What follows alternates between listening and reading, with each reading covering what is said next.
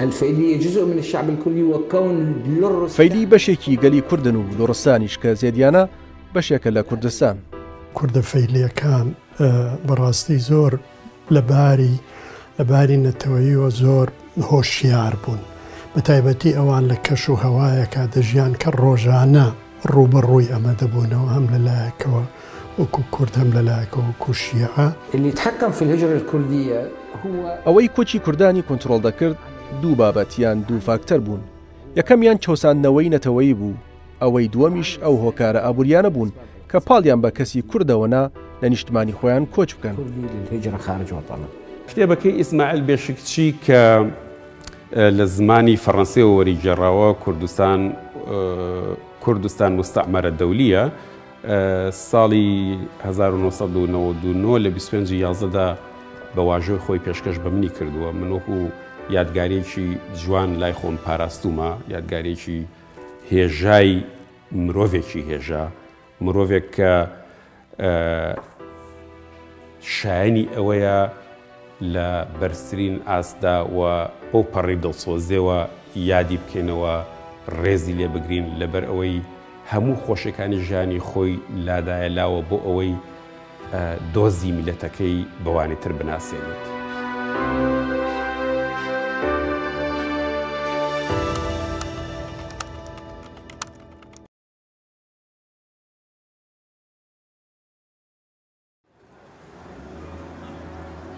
کوردە فەیلیەکان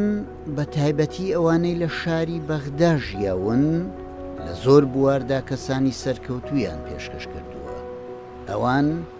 بەردەوام بە گیانێکی ترەوە کاریان کردووە، گیانێکی جودا بە هۆشیاریەوە بۆ کوردستان و مافی کوردستانیان تێکۆشاون. دکتۆر زوهێر عەبدولمەلیک یەکێک بوو لەو کوردە فەیلیانەی شاری بەغدا. ئەو لە شاری بەغدا لەدایک دەبێت و هەر لەوێش ساڵی 1962 بەشی کۆمەڵناسی لە زانستگەی بەغدا تەواو دەکات. پاش تەواوکردنی خوێندنی ساڵی 1962 پەیوەندی دەکات بە شۆڕشی کوردستانەوە و تا ساڵی 1964 وەکو بێژەر لە بەشی عەرەبی ڕادیۆی شۆڕش کار دەکات. پاش ئەوەی ئاوارەی وڵاتانی ئەوروپا دەبێت لە وڵاتی فەرەنسا و هەر لە بواری کۆمەڵناسیدا بەڕوانامەی دکتۆرا تەواو دەکات. پاشتر لە وڵاتی ئیتالیا دەگیرسێتەوە و لە نەوەدەکانەوە تاکو کۆچی دواییش دەکات لە بەشە شارێکی نزیک بە ڕۆمای پایتەختی ئیتالیا دەژیە. دکتۆر زوێر عەبدولمەلیک کە ڕۆژی 7/7/2014 لە ڕۆمای پایتەختی ئیتالیا کۆچی دوایی کرد، بەداخەوە بە بێدەنگی ماڵ ئاوایی لە نیشتیمانەکەی کرد. ئەو نیشتیمانەی کەسێک دکتۆر زوهێری لە نزیکەوە ناسیبە دەیزانی چه ئەڤیندارێکی گەورەیەتی. بدأ الإرهاب العنصري القومي ساڵی 1940 لە فبریواریش لە شوبات کە لەدایک دەبێ لەو کەش و هەوایە گەورە دەبێ و بۆ خۆی کوڕی بەنەماڵەیەکی هەژارە بێ و هێشتا لە ئامادەییە لە ساڵی 1956 واتە نزیکەی 16 ساڵە لەگەڵ قوتابیەکانی ترە لە خۆشپیشاندانەکەی بەشدارە بن و دەگیرێ بۆ چەند ڕۆژێ بەڵام زوو ئازا دەکرێن. ئەو کاتە وەک سەردەمی کۆماری نەبوو کە یەکێ خۆپیشاندانێ بکە ئیتر هەتایە سەرنوون بیکەن. بۆیە کە دەچێتە زانکۆ بە تایبەتی ئەو کاتە زانکۆ ناوەندێکی زۆر چالاکی سیاسی خەڵکێکی یعنی بڵێن بژاردە و ئێلیتە حسابەکرا خەڵکی زانکۆ ئەوەی لە زانکۆ دەیخوێن و ئەویش وەکو باز دەکەن و خێزانی کە باسی دەکرد پەروێرخان کە باسی دەکرد کەسێکی زۆر چالاک بوو وە زۆری دەخوێندەوە هەرچەندە نزیکی چەپەکان بوو بەڵام وەکو وەکو ئیلتیزام مەسەڵەن ئەندامی پارتی کۆمونیستی عێراق نەبوو کە زانکۆ تەواو دەکا ئەو کەسێکی یعنی پێگەیشتووە و هۆشیاری سیاسی هەیە هەم هۆشیاریەکی چینایەتی دەتوانم بڵێم و هەم هۆشیارێکی نەتەوەیی لە دوای کودەتای 8 شوباتی 1963 هەر کەسێک بۆنی کوردایەتی بۆنی کۆمۆنیزمی بۆنی دیموکراتێتی لێ بەهاتایە بەعسیەکان ڕایان دەنا دەیان گرتن دەیان کوشتن یعنی سەردەمێکی زۆر خوێناویە لە مێژووی هاوچەرخی عێراقا بۆیە زوهێریش وەکو ئەوانی تر مەجبور بوو خۆی شاردەوە و دەرفەتێکی باشی بۆ هەڵکەوت مەسەرەن یەکەمین جار لە ماڵی فواد عارف خۆی شارد بووە دوای ئەوە دەچێتە ماڵی مامی خێزانی کە بڵێن ڕەشید جەودەتە و لەو کاتەیە شاندێکی وتوێژ دێت چکە دەزانین لە سەرەتاوە بزوتنەوەی کوردی لەگەڵ حکوومەتی تازەیە بە حکمیەوەی هەردوو لا دژی عەبدولکەریم خاسم بوون کەوتنە جۆرێک لە دانوساند و وتوێژەوە جا ئەو وەفدەی کە هاتبوو بە تایبەتی باسی ساڵح یوسفی دەکرێت ئەو ئەندامێکی چالاکی بڵێن وەفدەکە بووە دەچنە ماڵە کوردەکان ئەو ماڵە بڵێن کوردە ناودارەکانی بەغدا بیر و بۆچینیان وەرەگرن لەسەر وتوێژەکان چۆن بێ بیر و ڕایان وەردەگرن وەکو ئێستا نییە کە بیر و ڕای خەڵک وەرناگیرێ ئەو کاتە بەتایبەتی زانویانە ئەو خەڵکانیش کە ئەوان چوونە بۆ لایەن مەسەڵەن چوونە بۆ لای فواد عارف مەسەڵەن ڕەشید جەودە زۆر خەڵکی تر ئەمانە خەڵکانێک بوون لە نێو گەرمەی ڕووداوەکانە بوون ئاگاداری ئەو کەسانە بوون کە دەسەڵاتیان بەدەستە جۆری بیرکردنەوەیان لەبەر ئەوە گرنگ بوو بیر و بۆچوونیەوان بەر لە هەموو شتێک بازرگانی و باری دارایی باشی فەیلیەکان بووە بە هۆکار بۆ ئەوەی ڕوو لە خوێندن بکەن ئەمە دیاردەیەکی زۆر سەرنجڕاکێشە لەو ناوچەیەدا کە ئەوان بەو شێوە زۆرە تەنانەت قوتابخانەی تایبەتی خۆیان هەبووە کە لەسەر بودجە و لەسەر حسابی خۆیان قوتابخانیان بنیاد ناوە بۆ ئەوی مناڵەکانیان پێ بگات لە هەردوو ڕەگەز نێرومێ ئەم دۆخە ئابووریە باشەی فەیلیەکان کارێکی وهای کردووە کە کەسانێکی زۆر لە ناو ئەواندا پێ بگەن لە ڕێی خوێندنەوە لە بوارە جۆرا و جۆرەکاندا خزمەت بکەن بە تایبەتیش لە بواری ئەدەبی لە بواری کولتوری و لە بواری سیاسیشدا چه خزمەت بە دۆزی کورد چه خزمەت بە دۆزی گشتی عێراق لە زۆربەی هەرە زۆری بوارە سیاسی و ئەدەبی و کولتوریەکانی کورد و عێراقیشدا ناوی فەیلی دیار و بەرچاو هەن دکتۆر سامان ڕەشید جەودەت بڵێن ئامۆزای پەروینخانە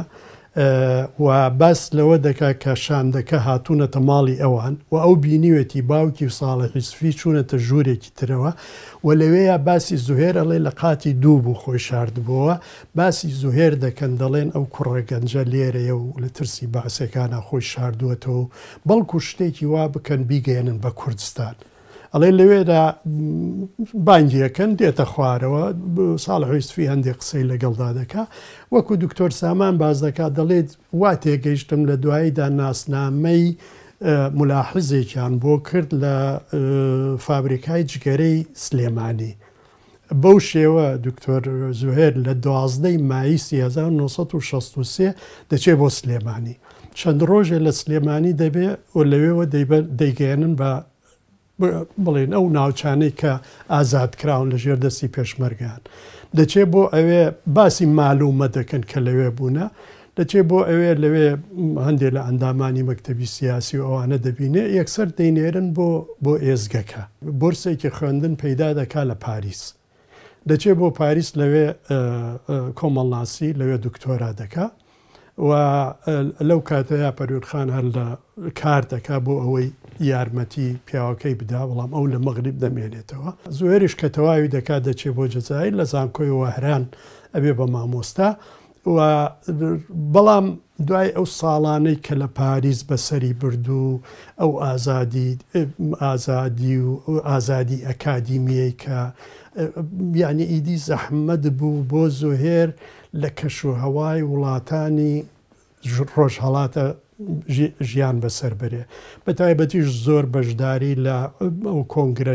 کۆنگرەکان دەکرد و ئەوانە لەوێدا کۆمەڵێ پەیوەندی پەیدا کرد لە ڕێگەی ئەو پەیوەندیانەوە داخوازی پێشکەش کرد بۆ ڕێکخراوی فاو لە نەتەوەیە گرتوەکان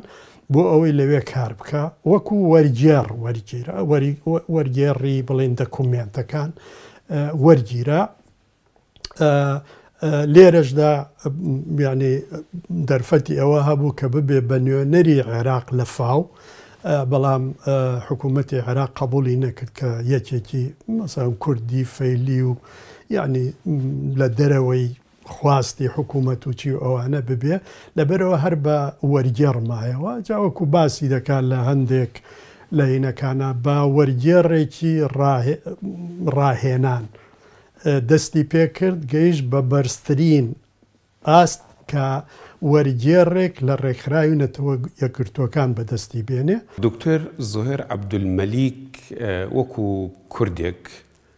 کە پەروەردەی بەغدایە لە بەغدا خوێندوێتی لە بەغدا پێگەیشتووە واتە لە ناو دنیای عەرەبدا گەورە بووە کولتوری عەرەبی هەڵگرتووە بەڵام هەمیشە هەر لە سەرەتای تەمەنیەوە هەستی بە کوردبوونی خۆی کردووە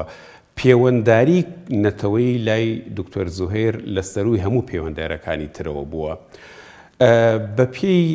تەمەن و بە پێی ئەزمون و بە پێی هەڵسوکەوتی لەگەڵ نەتەوەی عەرەبدا لەگەڵ خەڵکی عەرەبدا گەشتۆتە ئەو ئاکامەی کە ڕای گشتی عەرەبی لە نزیکەی هەموو ئاستەکاندا زۆر بەباشی لە دۆزی کورد تێنەگەیشتون بە تایبەتیش لە سەدەی ڕابردوودا کاتێک ئێمە دەبینین ڕۆشنبیرانی عەرەب سەرسامن بە بزوتنەوە ڕزگاری خوازیەکانی گەلانی ئەفریقیا گەلانی ئەمریکای لاتینی گەلانی ئاسیا شعریان بۆ دەنووسن پشتیوانیان لێ دەکەن بەڵام کورد لە بەردەستیاندایە لە ڕۆژهەڵاتی ناوەڕاستدا لە بەلانی کەمەوە لە چوار وڵاتی ڕۆژهەڵاتی ناوەڕاستدا دۆزی کورد هەیە بزوتنەوەی کوردی هەرێکە و بە ئاستێکی جیاواز ئەمانە هەموو پاڵ بە دکتۆرەوە دەنێن بە دکتۆر زۆهێر عەبدولمەلیکەوە دەنێن کە زیاتر بۆ ئاڕاستیەدا کار بکات ئەگەرچی ئەو دوای تەواوکردنی خوێندن لە بەغا هاتۆتە فەڕەنسا و لەوانە دکتۆرای لە بواری کۆمەڵناسیدا خوێندووە و یەکسەر بیری مرۆڤ بۆ دەچێت کە بپرسێت بۆچی هەوڵی نەداوە لەسەر ئاسی جیهان پرسی کورد بناسێنێت بەڵام بەلای ئەوە گرنگ بووە جارێ نەتەوەکانی دەوروبەر لە ناویشاندا نەتەوەی عەرەب کە ئەم پەیوەندی ڕاستە و خۆی لەگەڵانە هەبووە بێنێتە سەر ئەو باوەڕی کە پرسی و کورد دۆزی کورد لە نزیکەوە بناسن دواتریش ساڵانی دواتریش کارەکانی لە بواری نووسیندا بۆ ئاڕاستیەدا ڕۆشتون. پاییزی ساڵی 1999 لە شاری ڕۆما دکتۆر زۆهێر عەبدولمەلیکمان بینی و ئەم دیدارەمان لەگەڵ ساز کرد دیدارێک سەبارەت بە کوردی فەیلی و کێشەی کوردی فەیلی شایانی ئاماژەیە ئەمە تاکە دیدارێکە لەگەڵ ناوبرا و بە ڤیدیۆ تۆمارکرا بێت. فأنا يقول دعني أسميها المسألة الفيلية. من دەڵێم با ناوی لێ بنێم پرسی فەیلیەکان نەک لەسەر کێشەی پرسی کورد بگرە بۆیە دەڵێم پرسی فەیلی چونکە چەوسانەوە و تیرۆر و دەربەدەرکردنی ئەم بەشەی گەلی کورد دەشێت دەگمەن بێت دەگمەن لە ڕووی دڕندەیی دەسەڵاتدارانی عێراقەوە و دەگمەن لە ڕووی درێژخایەنیانەوە تۆ ئەگەر بەراوردی بکەیت بە ڕووداوگەلی دیکەوە کە گەلی کورد ڕوبەڕوویان بووە کە چەند ڕۆژیان چەند مانگ درێژیان کێشاوە نەک لە سەرەتای هەفتاکانەوە تا ئێستا هەر بەردەوامە هەروەها لە ڕووی ئەنجامەکانیشەوە دەگمەنن چونکە ئەنجامی ئەو دەربەدەرکردنەی گەلی کورد ڕوبەڕووی بووە کاریگەری یەکلاکەرەوەیان بەسەر نەوەکانی داهاتوودا دەبێت و زیانی گەورە بە ناسنامەی ئەم گەلە دەگەیەنێت وەک بەشێکی گەلی کورد لەبەر ئەمە من داوا دەکەم ڕێکخراوە جۆرا و جۆرە کوردەکان ئاور لەم بابەتە بدەنەوە و گرنگی بدەن بە بەرگریکردن لەمانەی بۆ پاراستنی ناسنامەی کوردانەی خۆیان تێکۆشاون هەندێک هەند دەڵێن کوردی فەیلی بە کوردی قسە ناکەن و زاراوەیەکی نامۆی تێکەڵەی نێوان عەرەبی و فارسی بەکاردێنن ئەمە ڕاستە وەک دیاردەیەکی گشتی ڕاستە بەڵام فەیلی دەستی بە کوردبوونی خۆیەوە گرتووە تەنانەت لەو کاتانەیش کە دۆخی کۆمەڵایەتی و ئابووری و کۆچ ناچاری دەکەن فێری زمانی دیکە ببێت لەوانە فارسییان عەرەبی جا زمانی دەگۆڕێت بۆ نمونە دەڵێت سیارەگە لە لۆفەگە دێور بووە و گوڵ بووە ئەم قسەیە عەرەبیە بەڵام بەکارهێنانی فەرمانە کوردیەکە نیشانەی جەختکردنە لەسەر ناسنامەکەی زۆر بەداخەوە هەندێک ڕۆشنبیری کوردی فەیلی لە ناسنامەی نەتەوەی خۆیان دادەماڵن و من پێم وایە ئەوانە هەڵە دەکەن من ماوەیەکی زۆرە لە بابەتی فەیلیەکان دەکۆڵمەوە و ئەوان بەشێکن لە گەلی کورد ئەمە بە هیچ شێوەیەک گومان هەڵناگرێت و هیچ کلێنێک نییە لەوەی فەیلیەکان بەشێکی گەلی کوردن و لوڕستانی زێتی ئەوان بەشێکە لە کوردستان من نازانم ئەگەر بانگەشە بۆ ئەوە دەکەم کوردستان دابەش بکرێتە بەشی باکوور و بەشی ناوەڕاست و بەشی باشوور کە لوڕستانە ڕەنگە وابێت بەڵام وەک بە تۆم گوت هێشتا لە لێکۆڵینەوە لەم پرسە بەردەوامم لوڕستان خاکێکی دەوڵەمەند و جوانە و شاخاویە و بەشێک لە چیاکانی کوردستان زنجیرەچیای زاگرۆس پێک دەێنێت هەروەها وەک هەمان نەکبەتی کورد پڕە لە کانزا و گازی سروشتی و نەوت بەمەش ڕەنگە ئەو کارەساتەی بەسەرگەلی کورد لە باشووری کوردستان هاتووە بۆ جارێکی دیکە بەسەرگەلی فەیلی دووبارە ببێتەوە قد يعيد الشعب الفيلي مأساة الشعب الكردي ككل مرة أخرى في جنوب كردستان.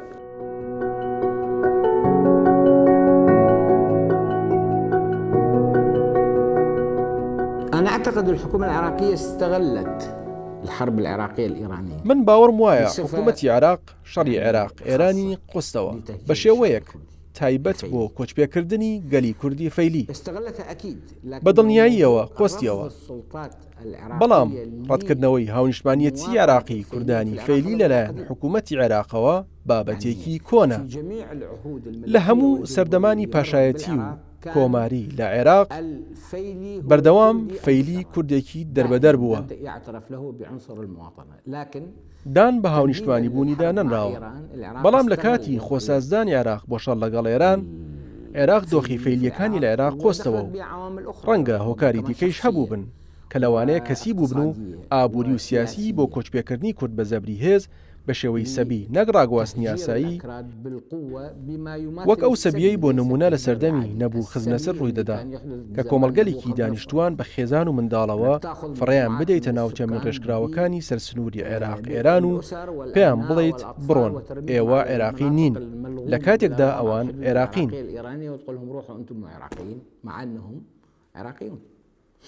من پێم وایە حکوومەتی عێراق شڕەکەی قۆستەوە بۆ بەکارهێنانی ئەم جۆرە فشارە دژ بە ئێران و لەبەر هۆکاری دیکەیش بەڵام هەڵوێستی حکوومەتی عێراق بەردەوام بەرهەڵەستی بوونی فەیلیەکان لە عێراق بووە و دژی هەر هەلێکی پێدانی وڵاتینامەی عێراق بەوان بووە هەرچەندە لە هەفتایەکاندا زۆرینەی کوردی فەیلی وڵاتینامەی عێراقیان هەبوو بەڵگەنامەی وڵاتی بوونی عێراقیان هەبوو لە پەیمانگەکانی عێراق خوێندنیان تەواو کردبوو لە سوپای عێراق خزمەتیان دەکرد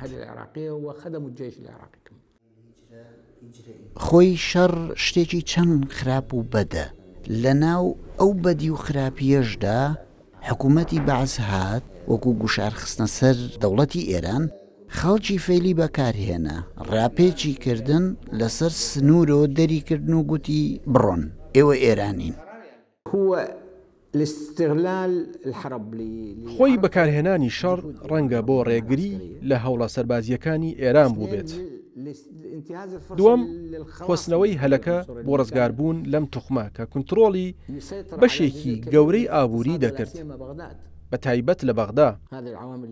ئەم فاکتەرانەی پێشکەمێک ئاماژەم بۆیان کرد وەک گوتم کەسین چونکە فەیلیەکان لە بەغدا زۆربەی بەرژەوەندیە بازرگانیەکانیان لە پایتەخت بەدەستەوە بوو ئەمەیش هەلێک بوو بۆ دوورخستنەوەی ئەم توخمە لە پێگە سیاسیەکەی و ڕەنگە با ئەمەش بڵێم بەو پێیەی فەیلیەکان سیاسی چەپ بوون بەگشتی سەرباری ئەوەی شیعە بوون بۆیە بەشێکی بەرەنگاری بزوتنەوەی شیعە و بزوتنەوەی دیموکرات بوون و حکوومەتی عێراق هەلێکی دەستکەوت بۆ لێدانیان والآن دكتور ما هي بەڕای ئێوە وەکو شارەزایەکی کێشەی کورد و کێشەی فەیلی چارە چییە؟ چارەسەرێک بۆ ئەم کێشە ئاڵۆزە هەیە یان دەبێت الحل مرتبط بحل چارەسەرەکە پەیوەستە بە چارەسەرکردنی پرسی عێراقەوە. تۆ پرسی فەیلی و پرسی عێراقیشت هەن. ئەگەر پرسی سیاسی لە عێراق چارەسەر نەکرێت بە گەڕانەوە بۆ سیستەمێکی دیموکرات و سیستەمێکی یاسایی کە لەو کاتەدا دەتوانێت هەموو گروپەکان لە ئامێز بگرێت کە عێراق وڵاتێکە لە چەندان نەتەوە و زمان و ئاین و هیدیکە. ئەگەر سیستەمێکی فرەی و دیموکراتی نەبێت ئەم بنیاتە خاوەن شێوەی جۆرا و جۆری عێراق لە ئامێز بگرێت کێشەی کوردانی فەیلی بە گۆڕینی سیستەمی سیاسی نەبێت چارەسەر نابێت و ئەو گۆڕینەیش پێویستە بە مەرج بێت نەک گۆڕینێکی ئاسایی بێت. پێویستە بۆ سیستەمێکی فرەی دموکرات بگۆڕێت کە توانای لە ئامێزگرتنی هەموو ئەم گروپانی هەبێت و ئاینزاکان و نەتەوەکان لەخۆ بگرێت. چای خۆی لێبێت عێراق لە هەموو شتێکدا فرە ڕەنگە، تەنانەت لە شارستانیەکتیەکانیشدا فرە جۆرە. ڕەنگە خاڵێک هەبێت